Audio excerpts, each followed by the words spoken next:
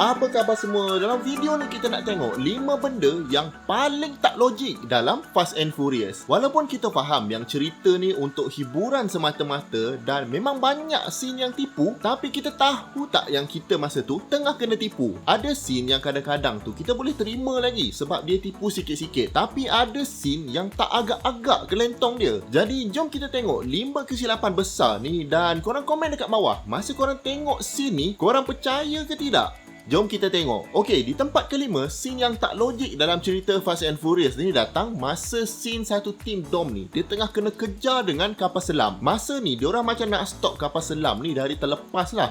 Jadi diorang macam tengah berlumba lah dengan kapal selam tu. Kereta diorang duduk belah atas ais dan kapal selam tu pula duduk dekat bawah. Dan bila tengah race tu, orang jahat tu dah geram sangat. Terus dia naikkan kapal selam tu dekat surface dan cuba untuk penyet kereta geng-geng family Dom yang ramai-ramai ni. Dia punya sinematografi dengan CGI dia memang gempak scene ni. Sekali tengok, sure percaya punya. Siap diorang masukkan dalam promo video lagi. In fact, saya pun teringin nak tengok cerita tu sebab scene ni lah.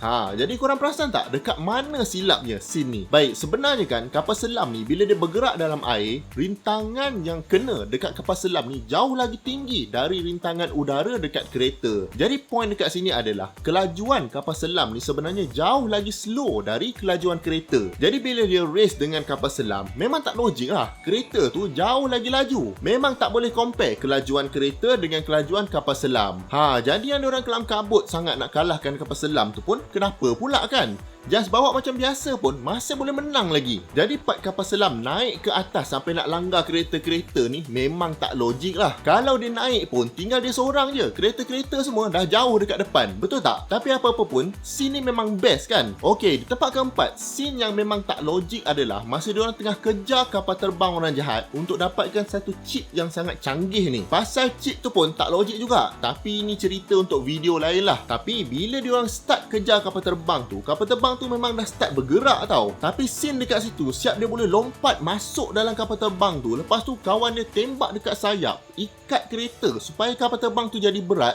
Lepas tu boleh gaduh-gaduh dalam kapal terbang tu. Lepas tu nak kena lompat terjun lagi. Rasanya dekat 30 minit juga nak siapkan semua stunt ni. Dan semuanya berlaku masa kapal terbang tu tengah bergerak tau. Dan dia bergerak tu lajulah juga sebab kereta nak kena kejar, beria-ia nak kejar. Lepas tu dia siap terapung lagi. Jadi katakanlah take off speed flight ni dalam 250 km sejam. Jadi kalau scene tu 30 minit, landasan kapal terbang tu nak kena ada sepanjang 125 km. Baru sempat nak buat semua ni. Okey, mungkin 250 km sejam tu laju sangat. Katakanlah kita ambil speed yang slow gila lah, 80 km sejam. Still nak kena ada 40 km panjang landasan tu. Dan rekod landasan paling panjang dalam dunia ni pun 5.5 km saja. Itu pun dekat negara China. Jadi obviously memang problem lah scene ni. Korang perasan tak benda ni masa tengok tu? Tak habis-habis dia punya landasan tu. Okey, sebelum kita sambung lagi, video kali ni ditaja oleh 70 My Dashcam. Kalau korang nak tahu, zaman sekarang ni dashcam ni bolehlah dianggap sebagai keperluan, bukannya kehendak. Jadi antara nama yang paling besar dalam dashcam market ni adalah 70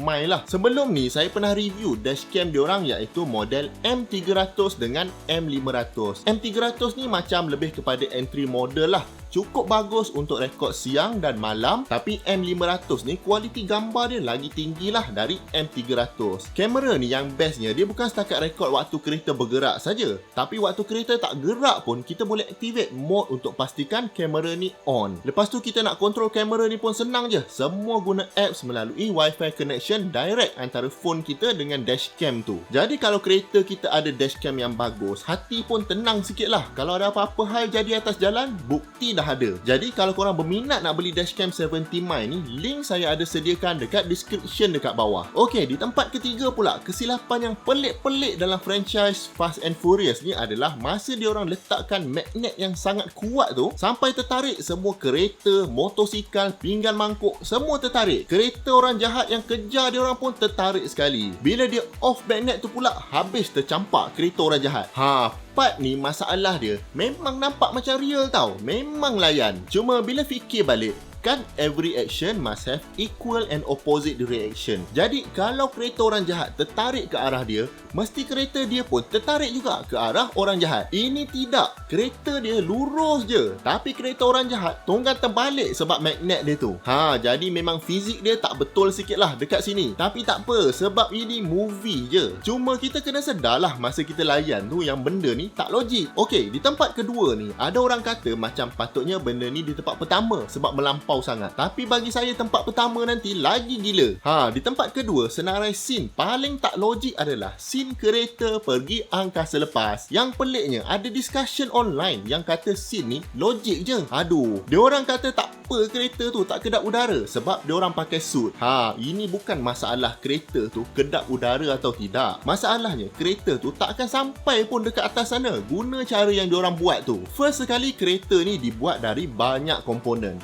Jadi, kalau lagi banyak komponen, lagi banyaklah fittings yang nak kena pakai. Cuba kita tengok roket pula. Bentuk dia very clean. Macam baldi je bentuk dia tu. Ada satu komponen je. Tujuan dia supaya objek tu ada structural integrity yang cukup kuat untuk tahan segala force yang bertindak pada surface tu masa nak keluar dari atmosfera bumi. Itu satu benda lah. Kereta tu tak cukup kuat untuk naik atas sana. Satu lagi, disebabkan kereta tu bentuk dia bentuk kereta dan bukannya bentuk roket, memang dia akan generate banyak drag. Dan bila banyak drag, surface tu akan jadi panas.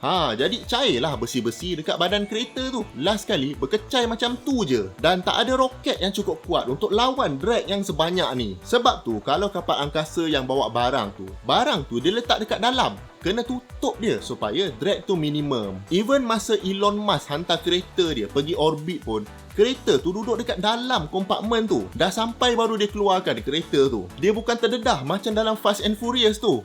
Jadi kalau korang ingat, inilah scene yang paling tak logik. Tapi sebenarnya ada satu scene yang lagi ganas. Jadi di tempat pertama, scene yang paling tak logik sekali dalam cerita Fast and Furious ni adalah waktu Dom selamatkan Letty mid-air dari kereta kebal orang jahat. Masa tu Letty pun dia confused tau nak percaya dekat siapa. Tapi tugas dia masa tu adalah dia kena betulkan benda dekat luar kereta kebal. Tapi Dom tahu yang kereta kebal ni akan tersangkut dan Letty ni akan tercampak ke depan. Lepas tu Dom pula dia boleh keluar dari kereta dia, langgar divider, dia pun tercampak sama, terbang, tangkap Letty dan lepas tu landing atas kereta lain. Masa saya tengok first time scene ni, tak terkata apalah. Nak gelak, takut orang sebelah marah kan. Memang kuat betul ikatan family Dom ni. Macam mana dia boleh bagi timing betul-betul perfect untuk tangkap mid-air si Letty tu dengan kelajuan yang macam tu.